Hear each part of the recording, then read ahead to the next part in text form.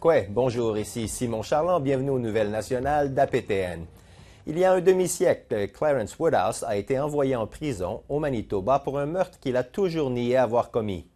La semaine dernière, un juge a déclaré que Woodhouse avait été condamné à tort. Sierra Bittens nous en dit plus. C'est un moment que Clarence Woodhouse a attendu pendant plus de 50 ans. Devant la cour du banc du roi de Manitoba, cet homme de 72 ans a été acquitté et disculpé d'un meurtre pour lequel il avait été condamné à tort en 1974. À l'extérieur du palais de justice, l'homme à la voix douce de la Première Nation de Pignamontagne a brandi un T-shirt noir portant le mot « innocent ».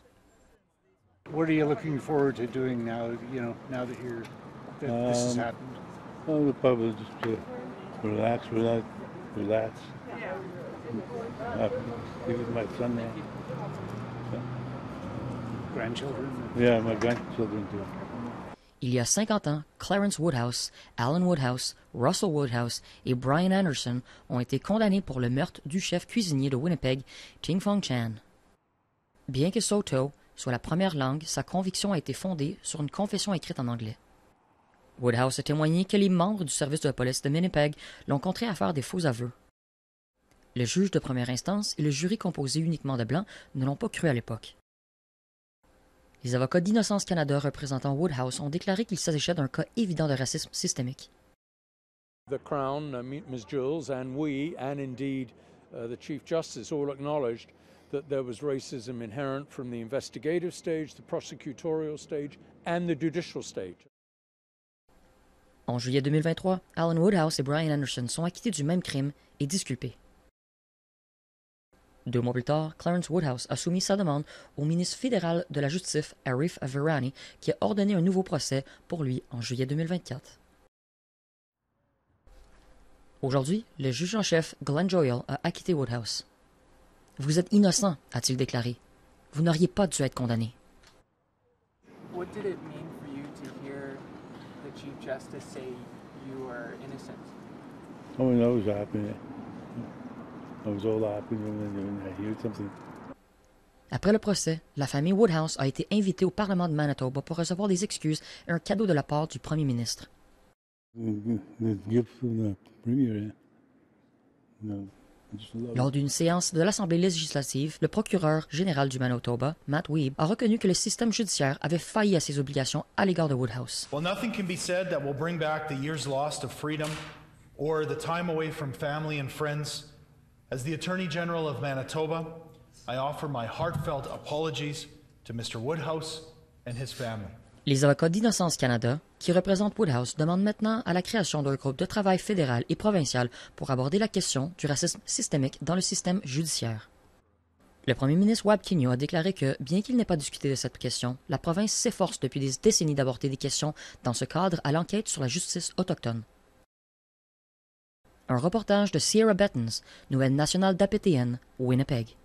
Le financement d'un projet pilote intitulé Alerte Robe Rouge, destiné aux femmes autochtones disparues et assassinées, a été annoncé la semaine dernière à Winnipeg. Tia Whittle nous raconte l'histoire. Les familles et les travailleurs de soutien sont côte à côte avec les gouvernements fédéral et provincial qui annoncent 1,3 million de dollars pour un projet pilote appelé le système d'alerte Robe Rouge. Nahani Fontaine explique que ce projet pourrait ressembler à l'alerte orange que l'on reçoit sur son téléphone. Recognizing that the current systems that we have in place right now across the country don't necessarily always work for our women and our girls and our two-spirited. And so it is a means of addressing some of those gaps. Le concept a été annoncé pour la première fois au printemps, mais aucun montant n'a été indiqué à l'époque. Selon Fontaine, des organisations comme Gigonaway ni Mananig et le Cercle national des familles des survivants se sont également mobilisés et ont déjà travaillé avec les familles. Alaya McIver est en première ligne depuis plus de 10 ans. En 2011, sa cousine Roberta McIver a été assassinée. Families have been the blood, sweat and tears of the movement. Elle réclame depuis longtemps un système de ce type.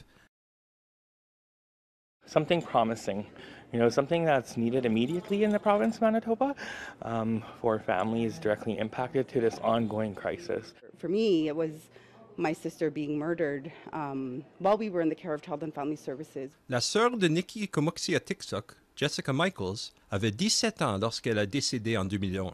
Elle pense que si un tel système avait existé, il aurait pu aider sa sœur et d'autres FFA-DA2E. In 2024, we have women that are in the dumps, and no one wanted to take responsibility for any of that. So having this redress alert system and actually listening to the families that have been impacted and being able to listen to their stories and turn them into tangible actions. Le Manitoba sera la première province à bénéficier de ce programme. Le ministre des Relations couronnes-autochtones, Gary Ananda Sangari, affirme qu'il existe déjà un plan de viabilité pour le mettre en œuvre à travers le pays. Our commitment is to make sure as the system is ready to be rolled out, there will be additional funding that will be available to sustain and to build that system nationwide. Le système d'alerte Robe Rouge devrait être mis en place d'ici un an. Un reportage de T.R. Weedle, Nouvelle nationale d'APTN, Winnipeg. La Cour suprême de la Colombie-Britannique entend actuellement une affaire qui pourrait changer la vie de milliers d'enfants autochtones placés dans le système de la protection de l'enfance. Tina House nous donne les détails. Cette semaine, à Vancouver, des survivants autochtones du système de protection de l'enfance ont lancé une action collective contre le Canada et le gouvernement de la Colombie-Britannique. Leurs avocats affirment que nombreux d'entre eux ont été arrachés de leur culture et de leur famille et qu'ils ont subi de nombreux abus. Selon l'avocate Angela Bessfluge, l'affaire pourrait concerner jusqu'à 10 000 plaignants. We are here today seeking certification of an action on behalf of survivors of the Millennium Scoop, so off-reserve First Nation, Métis, and Inuit children, youth, and families. And so our position is, as against Canada and as against the province, that the system was flawed, it was broken, it prioritized removal over prevention services, it would have kept children with their families. Jessie Neal était l'une de ses enfants. Elle dit qu'elle a grandi dans le système et qu'elle est ici pour se battre contre d'autres enfants qui ont également été enlevés.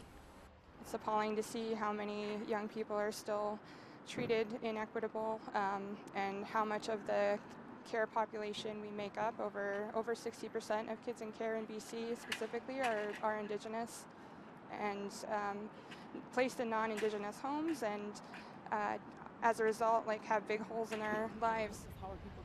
Laura Dobson est une autre plaignante. Elle affirme que le nombre d'enfants placés a dépassé le nombre d'enfants internés dans les pensionnats et que, dans nombreux cas, les conditions ne sont pas très différentes. Elle souhaite que des changements majeurs soient apportés pour d'autres enfants. More resources, I think, like counseling, bridging the gaps, more supports, reunification.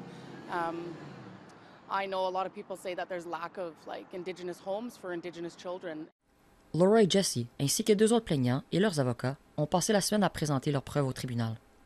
The defendants have known about this for decades and decades and decades and have failed to remedy the situation. Because of that, our class members, our plaintiffs, have suffered harm. They can't be remedied by any compensation, but our goal is to, A, have the defendants acknowledge the wrongful behavior, B, get compensation for these plaintiffs and other class members, and C, try and get the defendants to change their way. Il s'agit d'un processus qui peut durer jusqu'à 3 mois devant les tribunaux. Un reportage de Tina House, Nouvelle nationale d'APTN, Vancouver. Après cette courte pause, une conférence par les défenseurs des terres autochtones afin de partager leurs connaissances et leurs expériences. Soyez là.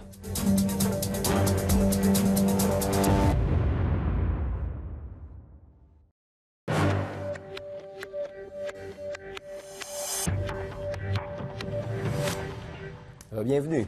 Un groupe de protection des terres à Winnipeg prépare les communautés autochtones à l'éventualité que des sociétés d'extraction de ressources viennent leur rendre visite, attirées par la possibilité d'engendrer des profits sur leurs terres. Sav Johnson nous en dit plus. Roderick Ross a les grandes inquiétudes concernant l'état du lac Winnipeg, le 10e plus grand lac d'eau douce du monde. The lake is already dying. I've expressed my concern on that many times to the decision makers. Ross vient de la Première Nation de Barons River, à environ 300 km au nord de la capitale du Manitoba, le long de la rive est du lac Winnipeg. C'est le même plan d'eau que le groupe de protection des terres, le camp Morningstar, défend depuis des années. Le groupe s'est impliqué lorsqu'une mine de sable silicieux a été proposée puis approuvée sur le territoire traditionnel de la Première Nation de Hollow Water en 2018. Après plus de 5 ans de défense de l'environnement, le camp Morningstar a organisé une conférence à la fin du mois de septembre. L'objectif? Contribuer à l'éducation, à l'autonomisation et au partage d'expériences avec d'autres communautés confrontées à des projets d'extraction des ressources sur leur terre. Marcel Hardesty, membre du camp Morningstar et de la Première Nation de Hollow Water, est ravi de voir que les participants emporteront avec eux. Hopefully with more insight about their place in creation and also the role or the responsibility that they can take up, to change policy from industrial practice, government policy, and also learn about what the Indian Act really is. And what do you think the Indian Act really is? It's a destructive, oppressive policy. La conférence s'est concentrée sur le droit des peuples autochtones à un consentement libre, préalable et éclairé.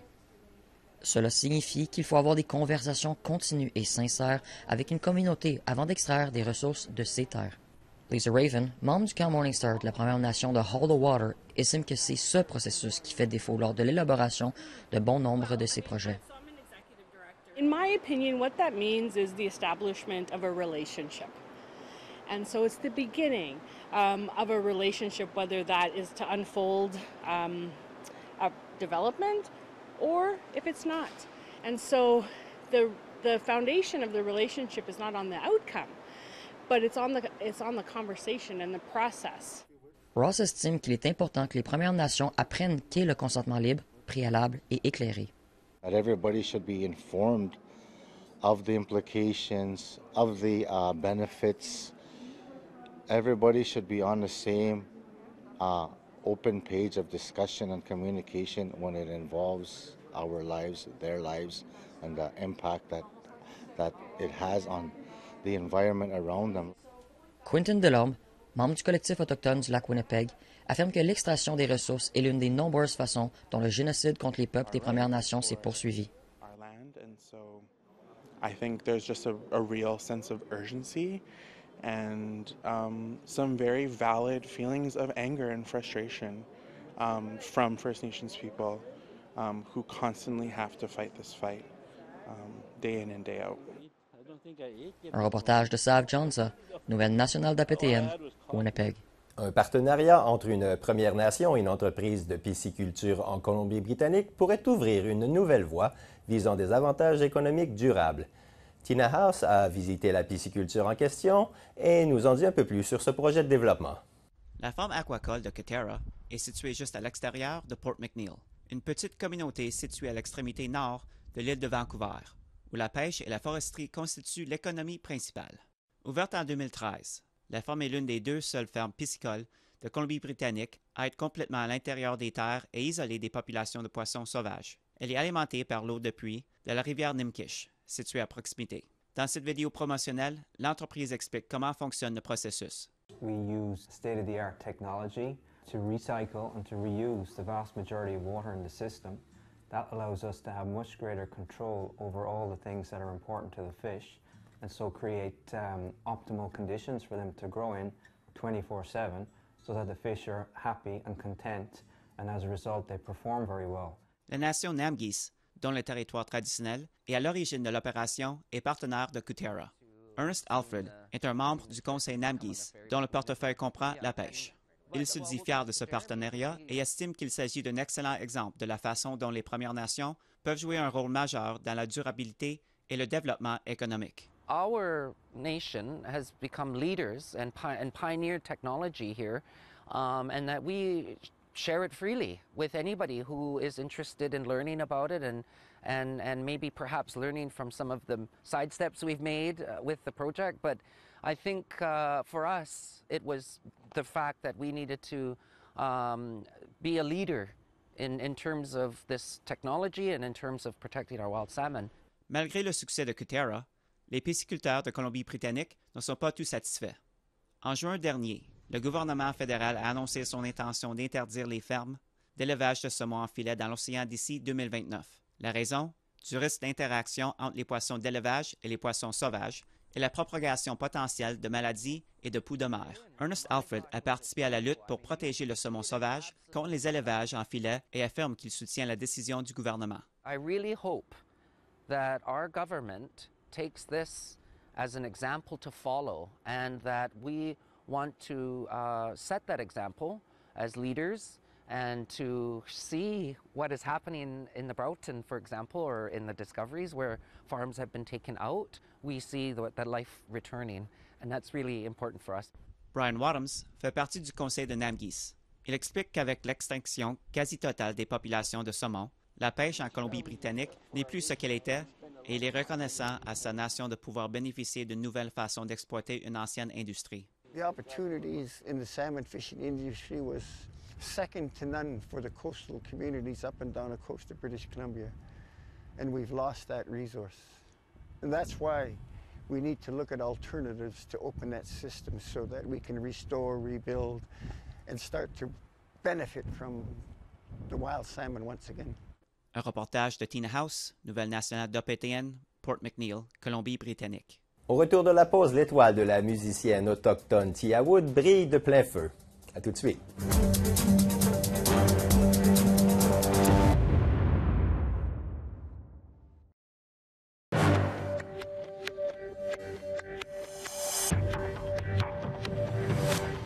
Bienvenue. Des cartes de santé aux coupes de cheveux, le Gizai Watan Ziwin Service Expo offre des dizaines de services aux Winnipégois dans le besoin. Le tout en un seul lieu. Voici l'histoire de Sierra Bettens. We have people that are supporting us with mental health, housing. Manitoba Public Insurance is here doing photo identification for folks. Mental health supports. We have bike mechanics. We have hot dogs for 1,000 people. C'est la troisième édition de l'expo de services Geshewataziwin, organisée par End Homeless Winnipeg. Cet événement annuel rassemble plus de 70 prestataires de services sous un même toit. We want to make life easier for the people that are out there seeking resources and bringing resources in a centralized place so that they don't have to navigate the streets of Winnipeg or downtown Winnipeg. They can come to one place. Trouver un endroit sûr où rester n'est qu'un des obstacles auxquels sont confrontées les personnes sans domicile. Il peut s'agir d'un examen de la vue. Au deuxième étage, des optométristes proposent gratuitement des tests de vision et des lunettes. We know that vision affects learning, development, job opportunities. You know, it really can be a barrier that can prohibit or sort of inhibit someone from being able to, get to that next level of success. Il peut s'agir d'obtenir une carte d'identité, de se faire couper les cheveux ou laisser un message pour prendre un rendez-vous. Un service que Connect 2 Voicemail offre gratuitement. What we provide is a phone number with a unique extension for each person that they can use as their phone number. They can give it to their employers, their landlords, their doctors, whoever. 68% des personnes sondées dans le cadre du recensement des rues 2022 de End Homeless Winnipeg étaient autochtones. Un chiffre qui grimpe à près de 9 sur 10 parmi ceux qui dorment sans abri ou à l'extérieur. Nundin-No-Womack, le lieu de nos proches, où se tient l'exposition, est un refuge autochtone ouvert 24 heures sur 24 et 7 jours sur 7. Le directeur exécutif, Frank Parks, affirme que la demande d'espace est constante. We hit capacity every day of 200 folks. So that's so essentially, we're trying to respond to the needs as we see them. So, and we continue to grow and evolve as our homeless community evolves in the city. Pour le directeur général de End Homelessness Winnipeg, Jason Whitford, cela signifie répondre aux divers besoins de la communauté. It's connecting to the right resources where they have expertise of working with the population that you might be most comfortable with. Sort of a person that might be identify as two-spirited, that might identify with a resource that specializes in supports for people that have faced barriers in that area. L'expo se déroule une fois par an, mais la ligne téléphonique 211 est disponible 24 heures sur 24 et 7 jours sur 7. Gérée par United Way Winnipeg, elle met les appelants en contact avec une variété de services à travers la ville. So you call us and your Kukum needs help finding medical attention or services, you can call 211 and we'll find those resources within the area. Also, too, with you see somebody on the street having a hard time, call 211. Avec des centaines de sourires et des coups de main partout sur le terrain, Geshewataziwin est à la hauteur de son nom Anishinaabe Moen. Travaille avec amour, gentillesse et générosité pour les autres. Un reportage de Sierra Bettens, Nouvelle nationale d'APTN, Winnipeg. L'une des premières femmes autochtones à signer avec Sony Music, Tia Wood, a récemment lancé son premier album, Pretty Red Bird. Sierra Bettens s'est entretenue avec elle au sujet de la popularité de ses TikTok ainsi que de la provenance de ses racines musicales. À 21 ans, la musicienne Tia Wood a quitté sa maison de la Nation Cree de Saddle Lake en Alberta pour poursuivre ses rêves à Los Angeles. It was like 2 days before I was supposed to head back to the reserve, and I was just like, man, I feel like I have something to see through here. Like there's something telling me I should just stay and just see what happens. So I had just enough money for first month's rent on this room that I found on Facebook Marketplace. It was scary, you know, it was also very exciting, but it was scary because I was leaving everything that I grew up knowing behind. 4 ans plus tard, l'auteur, compositrice, interprète sort son premier EP, Pretty Red Bird, chez Sony Music. Du premier titre, Dirt Roads,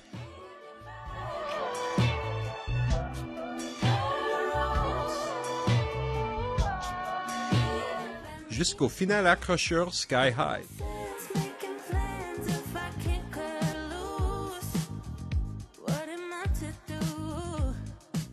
Ce disque de 5 titres est profondément personnel. Pretty Red Bird is actually my middle name, and you know, this is my first release into the world, so it kind of just made sense to call it that.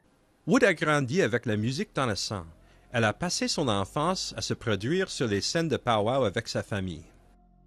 I was fortunate enough to grow up around a lot of musicians. My dad was one of the founders of a Grammy-nominated drum Northern Cree. My mom was in an all-girls drum group called Fraser Valley.